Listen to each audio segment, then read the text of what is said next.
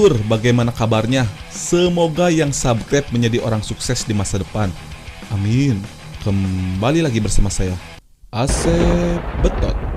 Biar tidak banyak cincong di awal video, dikarenakan saya mau potong rambut dulu ke langganan, yakni Brokoli Barber cabang Lembang. Di Google Map juga ada kalau dicari tempatnya. Hasilnya bagus dan tempatnya juga nyaman. Maaf, ini bukan di endorse ya, cuman rekomendasi. Tapi siapa tahu aja ini mah ya, siapa tahu aja ya ownernya nonton. Alah, cuan.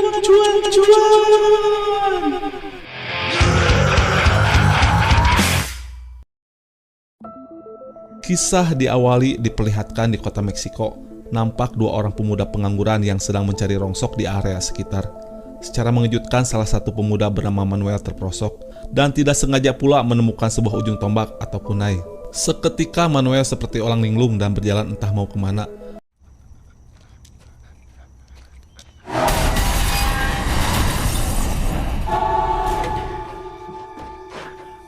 Scene beralih ke tempat lain. Kita diperlihatkan seorang ibu-ibu yang sedang membuat air panas, bertujuan akan membuat teh hangat untuk anaknya. Tapi yang terjadi...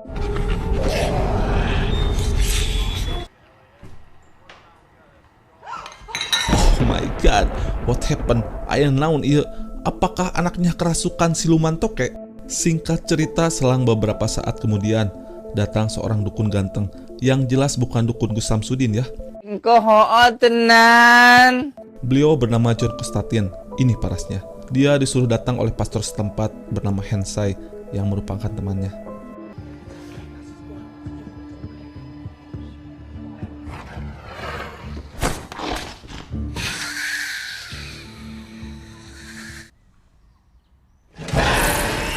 Dirasa si iblis ini berdegong bin ngeyel, si John pun meminta cermin ke keluarga yang kerasukan, berukuran kira-kira 2 meter kalau gak salah itu juga meren, bermaksud akan memindahkan si Saiton bin iblis ini ke dalam cermin tersebut.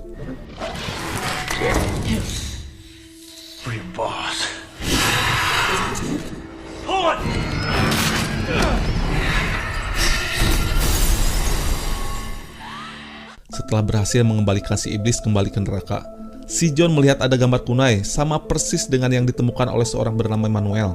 Bukan hanya itu, si John rupanya diawasi oleh seorang pria misterius.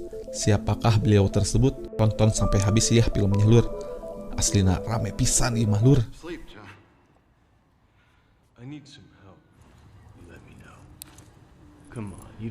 Merasakan ada kejanggalan dengan ritual barusan, si John meminta pastor untuk menyelidikinya. Dan jika menemukan sesuatu, beliau disarankan supaya memberitahu si John secepatnya. Scene beralih ke suatu tempat yang memperlihatkan seorang gadis cantik bernama Isabel. Jadi dia itu baru 2 minggu berada di rumah sakit jiwa yang dikirim oleh kakaknya sendiri. Karena si Isabel ini secara tiba-tiba menganiaya ibunya. Dan di malam itu juga, nggak tahu punya masalah apa yang menimpanya, nggak tahu baru diputuskan oleh pacarnya, atau gara-gara baru kalah judi online. Entahlah, mungkin hanya Kang Budi lah yang tahu. Yang jelas si Isabel secara tiba-tiba pada malam itu juga mendadak ngajilang dari atas gedung, alias bundir lur. Kembali ke si John yang pecahan udut berat, dia pun memeriksakan kesehatannya. Dari hasil rongsen dan pemeriksaan dokter tersebut, si John ini didiagnosa mengidap kanker paru-paru akut yang usianya sudah tidak lama lagi. Tapi meskipun begitu, dia tetap tidak berhenti ngudut. Udut mati, ngeudut juga mati. Mari kita udut sampai mati. Cenah, cek si John itu juga. Jangan ikut-ikutan si John ya lur. Yeah, that's a good idea. Di keesokan harinya, kakak si Isabel bernama Angela. Kita panggil saja Ayang Angel. Alah, beliau merupakan seorang detektif. Jadi mereka berdua ini kembar ya lur. Dia mendapatkan laporan kalau adiknya tewas bundir. Tidak percaya begitu saja karena setahu si Angel, adiknya merupakan seorang yang taat beragama. Jadi dia merasa janggal dan pasti telah terjadi sesuatu pada si Isabel.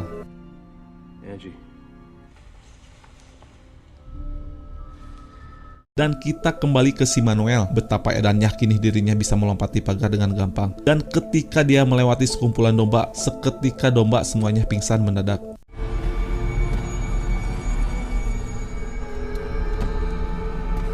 Keesokannya si John kembali bertemu dengan satu rekannya lagi bernama Damon. Damon adalah pengoleksi benda pusaka mistis. Beliau juga merupakan seorang ahli sejarah, di mana setelah si John menceritakan sedang meruqyah terakhirnya, entah kenapa si John merasa iblis saat ini seperti sedang berusaha maksa masuk ke dunia kita. Tapi pendapat itu dibantah oleh si Damon. Menurut beliau, kalau itu adalah hal yang mustahil, karena iblis sudah punya perjanjian dengan Tuhan tidak akan bisa masuk ke dunia manusia kecuali peranakannya. Itu juga hanya sebatas menggoda iman saja. Adapun iblis yang bisa ke dunia manusia itu adalah iblis putra neraka yang akan mengurus jiwa si John. Namun perasaan si John yang sangat kuat menyuruh si Damon supaya memeriksanya terlebih dahulu. Apakah kejadian sama model ia pernah terjadi sebelumnya atau tidak? Singkat waktu malam pun gelap, si John mengunjungi gereja. Tanpa terduga mereka berdua bertemu dan memiliki tujuan yang sama. Jadi mereka ini belum saling mengenal awalnya ya lur. Di sana si John melihat sosok perempuan bersayap. Dia pun membiarkan si Angel untuk duluan. Yang ternyata cewek yang bersayap itu adalah si Gabby yang sedang mengawasi si John yang usianya memang sudah tidak lama lagi. Lantas si John pun meminta supaya si Gabby memberikan perpanjangan waktu kepadanya karena saat ini si John sedang membantu Tuhan dan meringankan tugas si Gabby yang juga untuk mengamati lalu lintas roh yang tidak biasa akhir-akhir ini. Alih-alih setuju, injury time nampaknya tidak ada bagi si John, dan si John juga diperingatkan supaya tidak ikut campur lebih dalam dan mending sisa waktunya digunakan untuk ibadah kalau tidak mau berakhir sama dengan para iblis. Karena hanya keimanan dan pengorbanan yang kata si Gabby bisa menyelamatkan si John, bukan mengusir iblis, meskipun itu bisa dibilang telah membantu Tuhan. Lanjut, beralih ke si Hensi yang sedang ngahulang tarik dan menganalisa beberapa kasus kematian pada kabar berita hingga menemukan satu nama diduga kuat ada hubungannya dengan si iblis, dan itu adalah Isabel. Sedangkan si Angel, dia yang tadi ditolak gereja untuk memakamkan adiknya secara keagamaan karena dosa bundir tidak bisa diampuni. Dia pun mengecek CCTV menemukan si Isabel menyebut nama Konstantin alias si John sebelum bundir.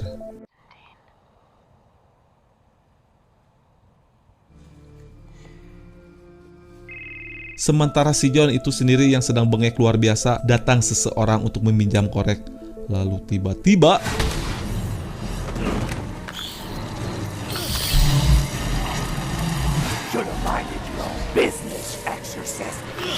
oh my god, rupanya itu adalah peranakan iblis yang komplain supaya si John tidak seakan-akan jadi pahlawan bagi umat manusia. Setelah kejadian tersebut, si John pun menemui seseorang di sebuah bar khusus, hanya bisa dimasuki oleh orang yang tahu kodenya saja. Bar ini merupakan tempat nongkrongnya para peranakan iblis yang taat pada aturan. Di sini juga tinggal seorang mantan dukun handal, dia bernama Papa. Beliau pernah melawan kekuatan neraka ya lur, yang akhirnya memutuskan untuk netral selama keseimbangan terjaga. Si Papa tidak akan memihak pada surga atau neraka. Maka dari itu klub malam ini didirikan sebagai tempat pertemuan netral antara penghuni surga dan neraka. Kedatangan si John ke sini untuk meminjam kursi si Papa. Entah seperti apa kursinya, karena si Papa berkata itu terlalu berbahaya dan tidak akan memberikannya selagi keseimbangan masih terjaga. Yang secara tiba-tiba muncullah peranakan iblis bernama Balthazar yang sangat pelontong. Percekcokan di antara mereka membuat si Papa ngadat dan menyuruh si John pergi karena dia ada urusan lain dengan si Balthazar. What? I didn't catch that. Saat sudah di rumah, si John yang lagi menikmati udud didatangi si ayang Angel. Dia yang baru tahu nama si John dan profesi si John sebagai apa. Ditambah lagi adiknya yang menyebutkan nama si John. Si Angel sangat yakin kalau ini semua bukanlah kebetulan. Beliau minta si John supaya menyelidiki kematian adiknya. Mendengar si Isabel seorang ODGJ, si John mewajarkan kalau dia bundir. Dan setiap orang yang bundir itu secara otomatis akan masuk neraka. Siksaan yang tidak ada henti bagi para pendosanya. Perkataan itu membuat si ayang Angel sakit hati dan tidak terima adiknya dikatain seperti itu. Setelah si Angel pergi dari sana dan mau meninggalkan rumah si John, lalu yang terjadi, ternyata si Angel sedang diincar peranakan iblis yang tidak taat aturan. Seketika lampu-lampu di jalanan pun mati. Tapi beruntunglah si Angel berada di samping orang yang tepat, karena dengan mudahnya si John mampu mengembalikan para iblis tersebut ke neraka. Close your eyes.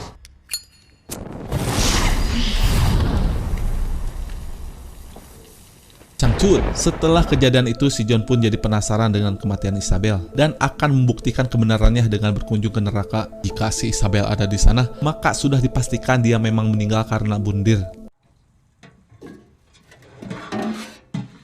Setelah keperluan berkunjung ke neraka komplit, syarat lainnya si Angel harus keluar, di mana saat proses berlangsung dunia menjadi slow motion dan waktu akan berhenti ketika si John sampai di neraka.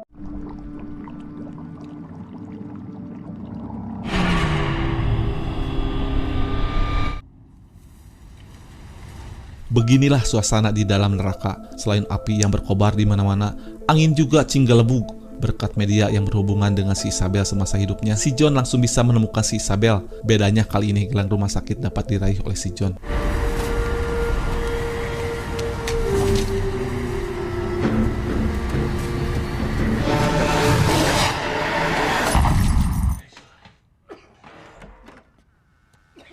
Your twin. What did you say? She killed it.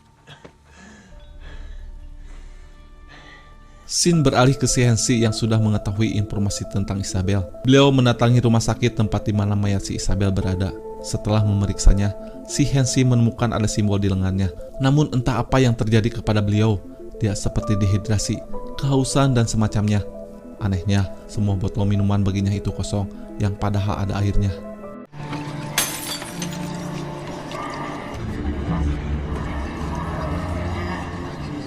Lalu datanglah si Baltazar. Apakah semua ini gara-gara beliau? Merasa nyawanya tidak akan terselamatkan lagi, si Hensi cepat-cepat membuat sebuah pesan untuk si John di telapak tangannya.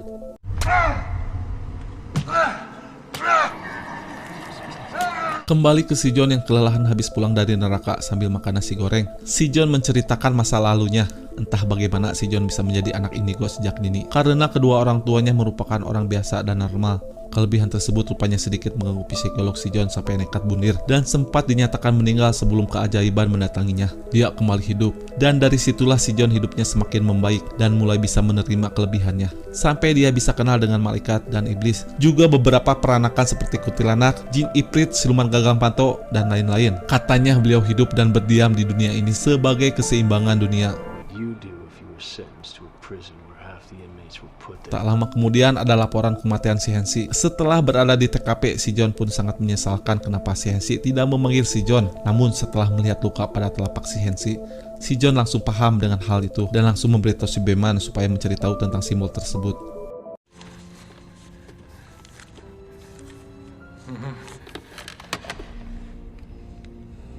Scene beralih ke kamar almarhum si Isabel. Si John merasa sebagai kembar bersaudara pasti ada chemistry yang kuat di antara kalian, atau mungkin si Angel tahu apa yang akan dilakukan si Isabel pada saat kondisi tersebut. Awalnya si ayang Angel tidak terpikir apapun, tapi setelah terus-menerus ditekan oleh si John, akhirnya si Angel pun sadar hal apa yang akan dilakukan si Isabel.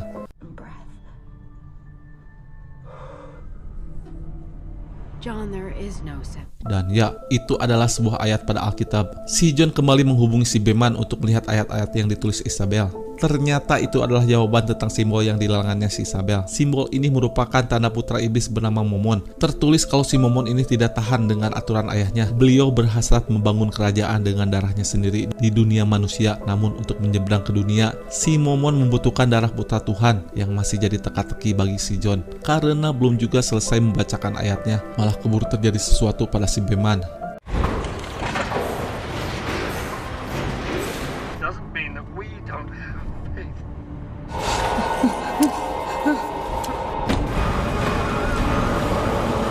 Si John terlambat menyelamatkan si Beman yang sudah dikerumuni lalat. Sedangkan di sisi lain si Manuel kini semakin dekat ke Los Angeles yang merupakan lokasi si John. Kembali ke si John, si ayang Angel menceritakan tentang Isabel yang juga ternyata merupakan seorang indigo, di mana hal itu sebenarnya sudah disadari si John. Si John meminta si Angel supaya pergi, biar urusan ini si John yang handle seorang diri, karena terlalu berbahaya. Namun si Angel di sini berdegung, berkedawang bin ngotot. Ayang Angel juga menjelaskan kalau dirinya sebenarnya juga mendapatkan penglihatan, namun selalu berbohong pada si Isabel kalau si Angel tidak melihat siluman apapun, hingga suatu ketika dia benar-benar kehilangan penglihatannya itu. Maka dari itu si Angel meminta bantuan si John untuk melihat apa yang dilihat oleh si Isabel. Aduh alah yang si ayang Angel akan diajak traveling ke neraka lur. Kalau si John sendiri melakukan sedikit air saja sudah cukup, tapi jika orang lain, maka dia harus sampai tenggelam baru bisa nyampe ke neraka jahanam. So what's gonna happen? Find out.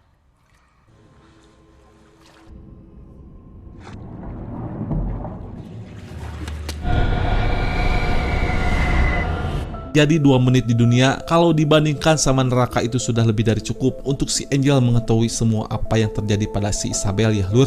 Ketika kembali ke dunia, si Angel langsung jadi anak indigo lagi. Dia juga bisa tahu kalau sebelumnya ada seseorang yang datang ke sini. Kemungkinan dia juga yang telah menghabisi si Beman dan ternyata dia adalah Balthazar.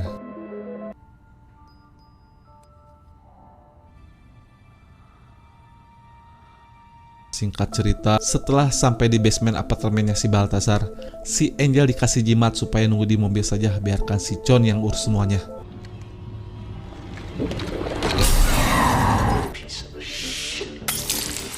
Susah payah membinasakan si Balthazar. Jadi ternyata darah putra Tuhan itu adalah kunai pusaka Yahlur, di mana kunai itu dulunya dipakai kesatria Romawi untuk menusuk lambung Yesus. Nah, darahnya yang menempel pada kunai itulah yang disebut dengan darah putra Tuhan. Namun di sisi lain Angel berdegong gak nurut sama si John, malah dia meninggalkan jimatnya di mobil. Sedangkan si Balthazar sudah tidak mempermasalahkan lagi mau dibinasakan atau dikembalikan ke neraka, karena misi sebenarnya si Balthazar adalah si Angel dan si John telah membawakannya ke sini. Dan ketika si Angel datang menghampiri, lalu yang terjadi,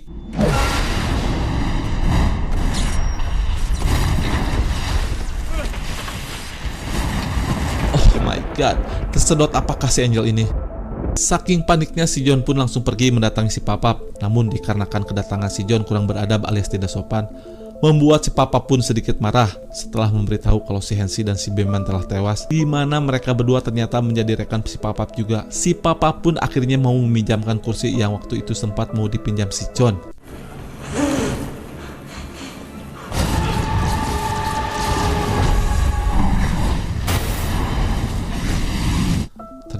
Ternyata itu adalah kursi ajaib. Kursi ini berfungsi untuk mencari tahu kejadian seseorang tidak pandang bulu, baik malaikat, iblis, jin, dedemit, maupun siluman tulak pantok bisa dilihat menggunakan kursi ini.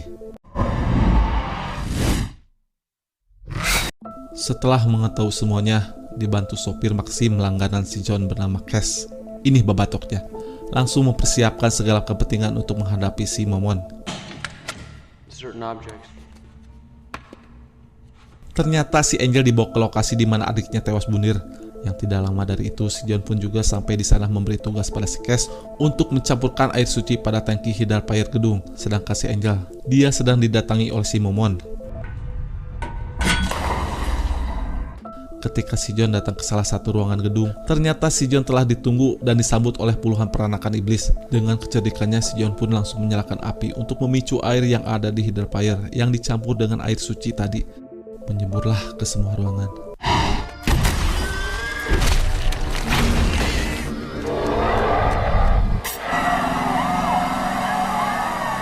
Setelah mengembalikan alias mendeportasi semua peranakan iblis, si John mendapati si Manuel sedang menggambang. Ternyata si Momon sudah berpindah ke tubuh si Angel. Berkat bantuan si Cass, mereka berdua bisa mengeluarkan si Momon.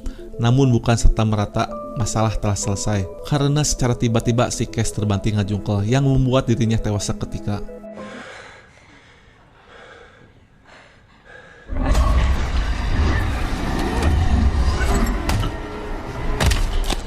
Si John pun langsung membuka gerbang alam goib untuk mengembalikan si Mammon putra iblis. Namun usahanya tiba-tiba digagalkan oleh si Gaby yang ternyata dia ikut adil dalam pembebasan si Momon ke dunia manusia. Menurutnya si Gaby bisa jadi juru selamat bagi para umat manusia dan menjadi pantas mendapatkan cita Tuhan.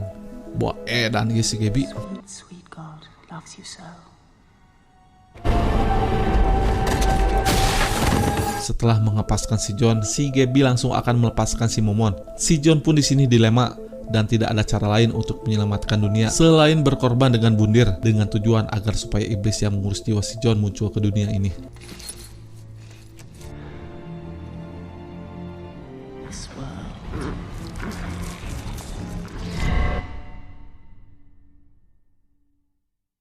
Seketika waktu dunia pun menjadi slow motion dengan kedatangan Raja Iblis bernama Lucifer yang dijuluki juga sebagai putra neraka. Dan kenapa iblis warnanya putih?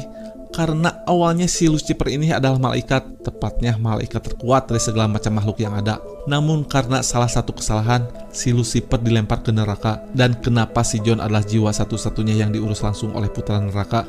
Karena waktu itu si John pernah ngeprank dia yang bundir pertama kali. Nah, sejak itulah si Lucifer sangat kesal dan berjanji akan menjemput sendiri jiwa si John kembali ke neraka. Si Lucifer juga adalah ayah dari si Mammon. Tujuan si John bunuh diri juga supaya si Lucifer tahu kelakuan anaknya gimana dan menjelaskan si Mammon ingin menguasai dunia. Awalnya dia tidak percaya kalau si Mammon ada di ruangan sebelah bersama si Gabby, tapi sebagai permintaan terakhirnya, si John meminta supaya si Lucifer melihatnya terlebih dahulu ke sana.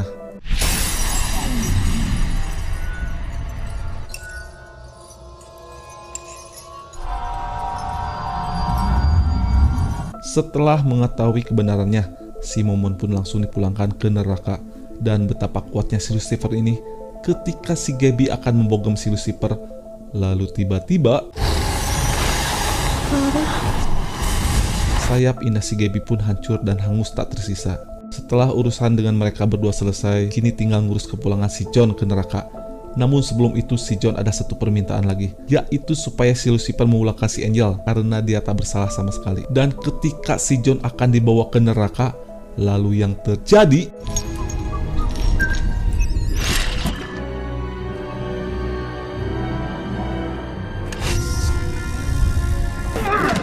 oh my god, tiba-tiba saja jiwa si John menjadi berat, seolah-olah neraka menolak jiwanya. Yang ternyata pengorbanan yang telah dilakukan membuat pintu surga terbuka untuknya. Namun dikarenakan si Lucifer tidak ikhlas melihat si John masuk surga, dia pun menghidupkan dan menyembuhkan kanker paru-paru si John.